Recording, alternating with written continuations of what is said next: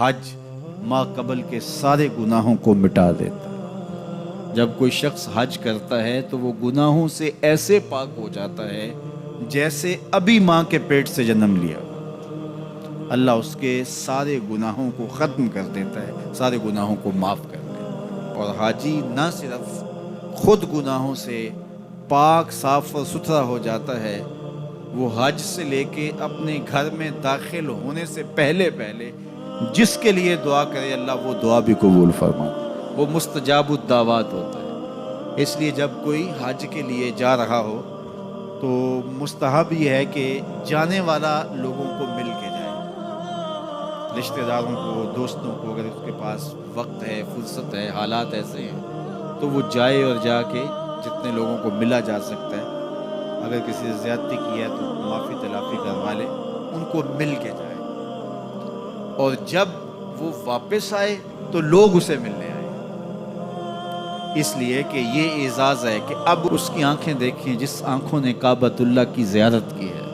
اس کی آنکھوں کو دیکھیں جن کی آنکھوں نے جمال گنبد خضرا دیکھا ہے۔ تو ہمارے یہاں بعض کا تو ہوتا ہے کہ حاجی جب رخصت ہوتا ہے تو اس سے پہلے گھر میں محفل یا اس طرح کا ہوتا ہے تو لوگ آتے ہیں ملنے کے لیے، تو آپ حج پہ جا رہے ہیں، اچھی بات ہے، اس میں کوئی شریعت کی ممانعت بھی نہیں ہے، لیکن استحباب اس میں ہے کہ وہ مل کے جائے لوگوں کو، اور جب وہ واپس آئے تو پھر لوگ ملنے آئے،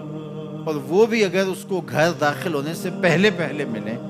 تو اس کی دعائیں اس وقت میں رد نہیں ہوتی، تو اس سے دعائیں لی جائیں۔ تو حج ایک ایسا فریضہ ہے جو زندگی میں ایک مرتبہ ادا کرنا واجب ہے، اس کے بعد آپ ہر سال ادا کر لیں، 5 سال بعد کر لیں، زندگی میں جب استطاعت مالیہ نصیب ہو، استطاعت بدنیہ نصیب ہو، حالات اجازت دے تو آپ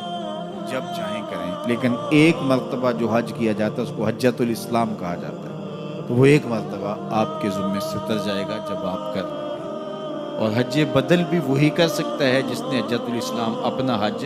کیا ہوا ہو،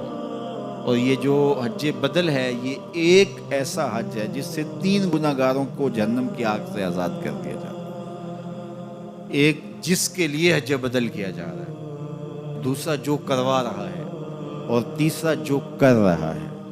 حج ایک ہے لیکن 3 لوگوں کو برابر ثواب ملتا ہے۔ کسی شخص کا والد انتقال کر گیا، حج نہیں کر سکا، یا اس کے پاس بدنی طاقت نہیں ہے، تو اس کی طرف سے کسی کو حج اس کا بیٹا کروا رہا ہے، تو جس نے کیا حج وہ بھی مغفور ہے، جس کی طرف سے کیا جا رہا ہے وہ بھی مغفور، اور پیسے جو خرچ کر رہا ہے اپنے باپ کے لیے، اپنی بوڑھی ماں کے لیے، وہ بھی مغفور۔ تو ایک حج 3 گناہگاروں کی بخشش کا ضامن بن گیا، یہ حج بدل کی برکت ہے۔ تو حج گناہوں کو مٹاتا ہے، باطن کو ستھرا کرتا ہے، اندر کی پاکیزگی کا ضامن ہے، اور من کی روشنی کا سبب اور ذریعہ ہے۔ حج کے ارادے سے ہی طبیعت کے اندر سرشاریاں آنا شروع ہو جاتی ہیں، اور پھر جب انسان حج کے لیے نکلتا ہے تو یہ ایک ایسا سفر ہے، فرمایا گیا کہ حج عورتوں کا جہاد ہے، اور مردوں کے لیے بھی جہاد کا ایک حصہ ہے،